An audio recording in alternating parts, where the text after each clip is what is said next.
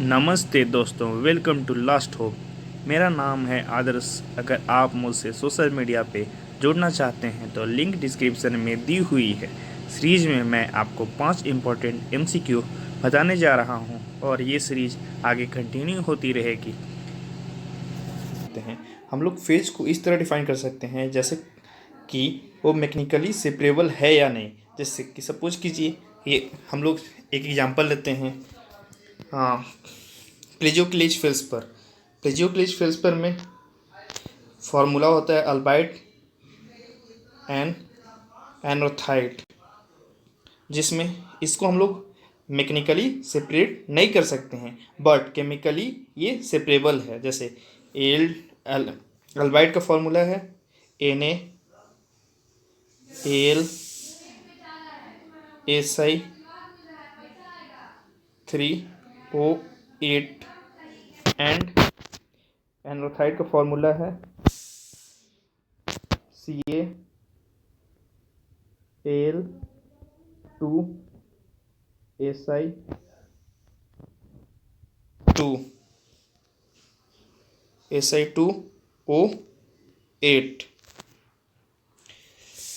इसको हम लोग केमिकली सेपरेबल कर सकते हैं अल्बाइट एनोथाइड को, बट मैकेनिकली सेपरेबल नहीं किया जा सकता है। तो in this question in gives phase rule the term phase defined as mechanically separable substance. तो option A is right. Next question, in the phase rule the term component defined as option A the total number of chemical constituent in the system, option B maximum number of chemical constituent, option C minimum number of chemical constituent, option D none of the above। तो हम लोग जैसे कि last question में हम लोग देखे हैं कि हम लोग फेज को तब डिफाइन करते हैं जबकि मैकेनिकली वो सेपरेबल हो। जैसे कि पायरोक्सिन ऑल्विन ये मैकेनिकली सेपरेबल है, लेकिन अल्बाइट एनोथाइड प्लेजियोक्लेज फेल्सपर का पार्ट है, लेकिन वो मैकेनिकली सेपरेबल नहीं है। But in this question in the phase rule the term component defined as the minimum number of chemical constituent in a system, that is we saw that in olefin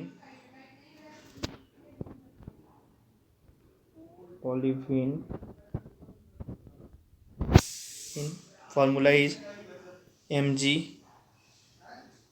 comma Fe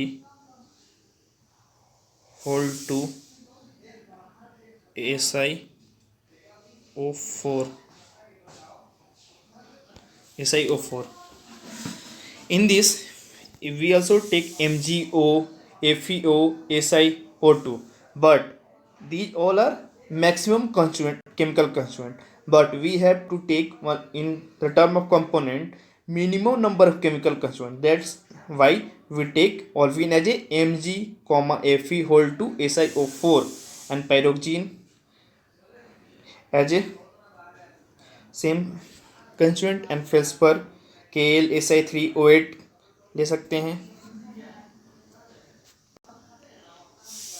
next, so option C is right, minimum number of chemical constituent.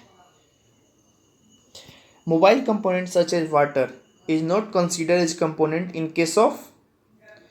In this question we saw that pyroxene, olivine, alkali feldspar and amphibole are the 4 options given in the question.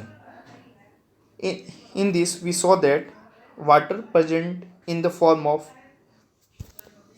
structural water or absorbed water, but here water present in the form of structural water in amphibole case, but in case of pyroxene, olivine and alkali feldspar there is no water present as a mobile component. So answer is option A, B and C is the right answer for this answer. Next question, post-modern history of the organism fossil is known as. Some facts we have to learn, and this is also a facts. Post-modern history of organism or fossil is known as taphonomy. Option A is right. आपको ऐसे कुछ facts होंगे जो हमेशा याद रखने पड़ेंगे। उसी तरह ये क्वेश्चन है, जैसे इसका डिफिनेशन आपको हमेशा याद रखना होगा। टेक्नोमनी का डिफिनेशन होता है post modern history of organisms और फॉसिल। पहले का जो हिस्ट्री प्रिजर्व फॉसिल है उसको हम लोग टेक्नोमनी बोलते हैं। Next question, which one of the following is a process of formation of pygidium in class Trilobita और फाइलम अर्थोबाटा। इस क्वेश्चन से ही हमें 2-3 क्वेश्चन बना सकते हैं। जैसे फिजिडियम किस क्लास से बिलोंग करता है? ट्राइलोबाइटा से। ट्राइलोबाइटा और ट्राइलोबाइटा किस फाइलम से बिलोंग करता है? अर्थोपोडा। और इसमें इस क्वेश्चन में हम लोग देखते हैं कि यहाँ पे 4 ऑप्शन दिए हुए हैं और ये क्वेश्चन पूछ रहा है which of the following is a process of formation of pygidium in class Trilobita of phylum Arthropoda. तो हम लोग को एक प्रोसेस बताना है, तो यहाँ देखते हैं हम लोग कैसे। फर्स्ट बॉक्स में 3 लोग होते हैं, जैसे सेफ्लॉन, थोरेक्स एंड पिजिडियम। इसको हम लोग सेफ्लॉन बोलते हैं, CP सेफ्लॉन। यहाँ पे थोरेक्स,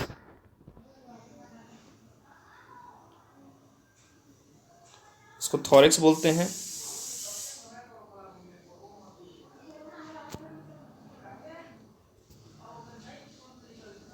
और पिजिडियम।